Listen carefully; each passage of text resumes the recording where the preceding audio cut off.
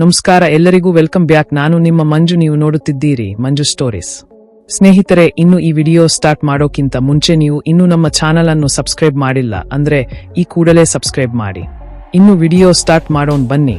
ಸತತ 2 ಪಂದ್ಯಗಳನ್ನು ಗೆದ್ದು 2025ರ IPLನಲ್ಲಿ ಶುಭಾರಂಭ ಮಾಡಿರುವ ರಾಯಲ್ ಚಾಲೆಂಜರ್ಸ್ ಬೆಂಗಳೂರು ತಂಡ ಇದೀಗ ತನ್ನ ತವರಿನತ್ತ ಪ್ರಯಾಣ ಬೆಳೆಸಿದೆ.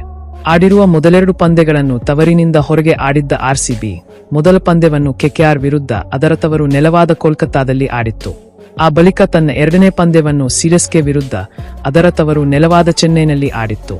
ಇದೀಗ ತನ್ನ ಮೂರನೇ ಪಂದ್ಯಕ್ಕೆ ಸಜ್ಜಾಗಿರುವ RCB ತನ್ನ ತವರು ನೆಲವಾದ ಬೆಂಗಳೂರಿನಲ್ಲಿ ಗುಜರಾತ್ ಟೈಟನ್ಸ್ ತಂಡವನ್ನು ಎದುರಿಸಲು ಸಜ್ಜಾಗಿದೆ. RCB ಹಾಗೂ ಗುಜರಾತ್ ನಡುವಿನ IPL ಪಂದ್ಯ ಏಪ್ರಿಲ್ 2 ರಂದು ನಡೆಯಲಿದೆ. RCB ಹಾಗೂ ಗುಜರಾತ್ ನಡುವಿನ IPL ಪಂದ್ಯ ಸಂಜೆ 7:15ಕ್ಕೆ ಆರಂಭವಾಗಲಿದೆ. ಟಾಸ್ 7 ಗಂಟೆಗೆ ನಡೆಯಲಿದೆ. RCB ಹಾಗೂ ಗುಜರಾತ್ ನಡುವಿನ IPL ಪಂದ್ಯ ಬೆಂಗಳೂರಿನ ಚಿನ್ನಸ್ವಾಮಿ ಕ್ರೀಡಾಂಗಣದಲ್ಲಿ ನಡೆಯಲಿದೆ.